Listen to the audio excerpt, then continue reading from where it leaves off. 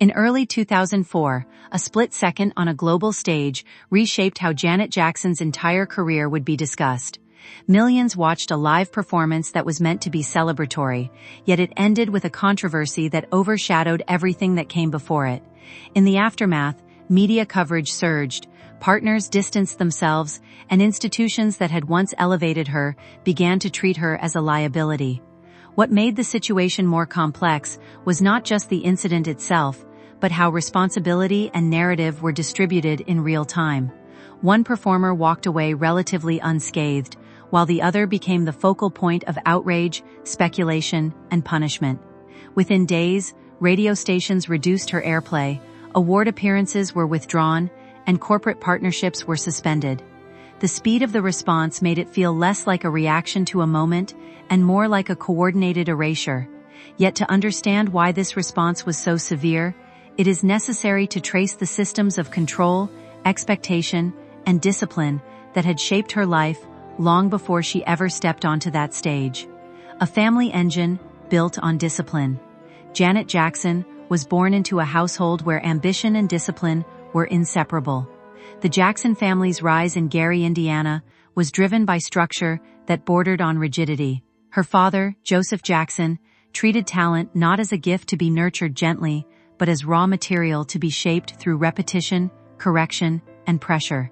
Rehearsals were long, unyielding, and emotionally charged, with perfection treated as the minimum requirement. The household itself functioned less like a traditional family home and more like a training facility, where every child had a role in a larger performance machine. While the Jackson Five were already beginning to achieve national recognition, Janet observed from the periphery, absorbing both the glamour and the cost of success. Emotional expression was limited, and praise was rare. What mattered was output, timing, pitch, precision, and discipline. Even as the family moved into greater fame and financial stability, the internal dynamics remained unchanged. Authority was centralized, and obedience was expected. For Janet, childhood was not a period of exploration, but one of observation, where she learned early that identity inside the Jackson household was secondary to performance. Growing up under the public eye. By the time Janet was old enough to enter school, her family name already carried weight that preceded her. Teachers and peers did not see her as an individual child, but as an extension of an already famous family. Her early exposure to television came not as a choice, but as a continuation of the Jackson brand's expansion. Roles in television sitcoms positioned her as a young performer before she had any real sense of artistic autonomy. On set, she was expected to deliver emotion on command, often portraying vulnerability while privately managing the pressures of constant expectation. The line between acting and lived experience became increasingly blurred, especially as she was cast in roles that mirrored dynamics of control and obedience. Outside of filming, her life remained tightly managed, with limited social freedom and minimal privacy. Friendships were difficult to form under the weight of fame and scheduling demands. Even her education was fragmented by work commitments. As she moved through adolescence, the idea of a normal teenage life became increasingly abstract. Every decision, creative or personal, was filtered through family authority, reinforcing the idea that her value was tied to productivity rather than self-expression. Early music and manufactured identity. When Janet entered the music industry as a teenager, her presence was framed as an extension of the Jackson legacy rather than an independent artistic identity. Her early albums were heavily controlled in terms of production, songwriting, and image. She was positioned as a performer rather than a creator, executing material chosen by others. Despite the commercial expectations placed upon her, these early releases failed to gain significant traction. Critics often viewed the work as derivative, shaped more by industry strategy than personal voice. Behind the scenes, Janet had little say in the direction of her career, and her creative instincts were largely unrecognized. The experience reinforced a pattern she had already lived with for years: compliance over authorship. At the same time, her personal life was still tightly restricted, with family authority extending into romantic and financial decisions. Even as she accumulated professional experience, she remained dependent on systems that limited her autonomy.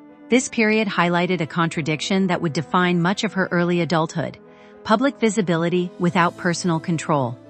The industry saw a product, while she was still searching for a voice that belonged to her alone, a marriage that represented escape and constraint.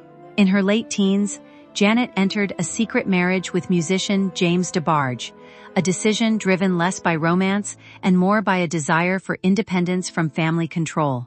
At the time, marriage appeared to offer an escape route from a life where nearly every major decision was externally managed. However, the relationship quickly became unstable. Substance issues, emotional volatility, and the pressures of secrecy placed strain on both partners. The union was annulled within a short period, and Janet was returned to the environment she had attempted to leave behind.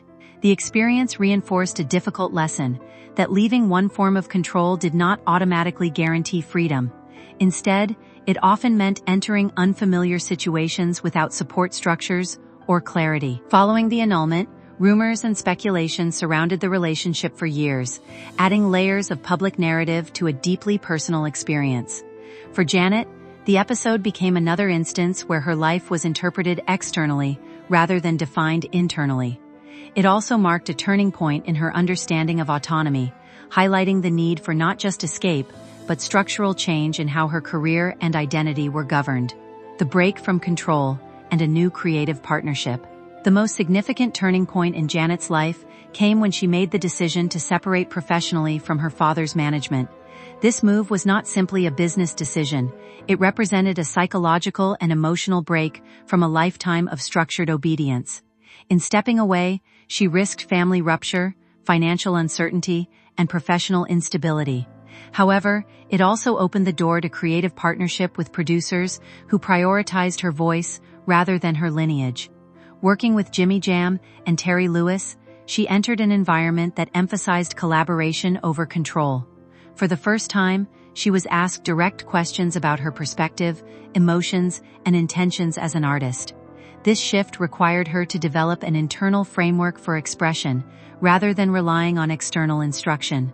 The process was gradual and sometimes uncomfortable, as she had to unlearn patterns of deference that had been reinforced since childhood.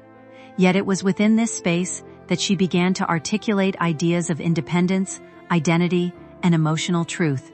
The result was not just a new sound, but a new relationship with authorship itself. Control as a declaration of identity. The release of her breakthrough album marked a dramatic redefinition of Janet's artistic identity. Rather than presenting herself as an extension of family legacy or industry expectation, she positioned herself as an independent voice shaped by lived experience. The music emphasized autonomy, boundaries, and self-definition, resonating with audiences who recognized similar struggles in their own lives. The visual presentation reinforced this shift, portraying confidence, precision, and authority. Commercial success followed quickly, but its significance extended beyond sales figures. It represented a public validation of personal transformation. For Janet, the project functioned as both statement and reclamation, a way of rewriting narratives that had been imposed on her since childhood. The response from audiences, particularly women, highlighted the cultural resonance of themes centered on control and self-determination. At the same time, the success created new pressures, as she was now expected to maintain a level of innovation and authority that matched her new image. Still, the achievement marked a clear dividing line between a career defined by direction and one defined by authorship, rhythm, power, and cultural expansion. Following her breakthrough, Janet expanded her artistic scope with a project that addressed broader social themes. Rather than focusing solely on personal empowerment, she explored systemic issues such as inequality, discrimination, and community struggle. The music combined commercial appeal with political consciousness, creating a balance that was uncommon in mainstream pop at the time. Visually and sonically, the work was structured with precision, reflecting both discipline and intent. The accompanying performances and videos reinforced messages of unity and resistance, positioning her as both entertainer and commentator. The project achieved significant commercial success, while also generating cultural discussion about the role of pop music in addressing social issues. It also solidified her reputation as an artist willing to take creative risks at the height of popularity. However, this level of visibility also intensified comparison with other major figures in the industry, particularly within her own family. The pressure of parallel success narratives created ongoing tension between personal identity and public categorization, fame, comparison, and industry pressure. As Janet's career expanded, so too did constant comparisons with her brother, whose global fame created an unavoidable parallel narrative. The industry and media frequently framed their achievements as competitive rather than complementary, reducing individual artistic identities into a binary of success metrics. This dynamic placed Janet in a difficult position, where her accomplishments were often contextualized in relation to someone else's legacy. Despite achieving record-breaking milestones and cultural influence, she continued to be framed through familial association. Internally, this created tension between pride in shared success and frustration at persistent comparison. Professionally, it also meant navigating an industry that often struggled to conceptualize multiple Black pop icons without ranking them. Even as she reached peak commercial success and critical recognition, the framing of her career remained externally constrained. This period highlighted the limits of visibility without full narrative control, where achievement did not necessarily translate into independent definition in the public eye. Reinvention, intimacy, and emotional distance. In the 1990s, Janet shifted her artistic direction toward more intimate and personal themes. Her work explored love, desire, vulnerability, and emotional complexity, marking a departure from earlier political and empowerment-focused material. This period coincided with a long-term private relationship that was kept largely out of public view. The secrecy surrounding her personal life reflected a desire to separate public identity from private experience, a boundary she had struggled to maintain throughout her career. Musically, the work was softer in tone, but deeper in emotional content, revealing aspects of her life that had previously been hidden. At the same time, she began to openly acknowledge struggles with emotional health, including periods of loneliness and depression. Despite commercial success, she described moments of internal disconnection, where external achievement did not align with internal stability. The contrast between public image and private reality became increasingly pronounced. While she remained a dominant figure in popular music, she was also navigating complex emotional terrain that success alone could not resolve: collapse, exposure, and public scrutiny. By the early 2000s, Janet's long-term marriage ended, and previously private aspects of her personal life became public through legal and media exposure. The dissolution of the relationship marked not only the end of a partnership, but also the collapse of a carefully constructed boundary between her public and private worlds. Unlike earlier phases of her life, where control was imposed externally, this period involved the erosion of privacy itself as a protective structure. Media coverage often focused more on narrative framing than personal nuance, turning private experience into public discourse. The loss of privacy compounded earlier patterns of scrutiny, reinforcing a cycle in which her life was continuously interpreted through external lenses. Professionally, she remained influential, but the emotional weight of exposure contributed to a sense of instability. The experience underscored a recurring theme in her life, that visibility in the public sphere often came at the cost of personal containment, and that control over narrative was as fragile as success itself. Aftermath and the question of legacy. The incident in 2004 became a defining cultural moment, not because it existed in isolation, but because it intersected with long-standing dynamics of fame, accountability, and perception. The uneven distribution of consequence raised questions about how responsibility is assigned in public spectacle, particularly when gender, race, and power intersect. In the years that followed, discussions about her career increasingly included the event as a reference point, sometimes overshadowing decades of artistic achievement.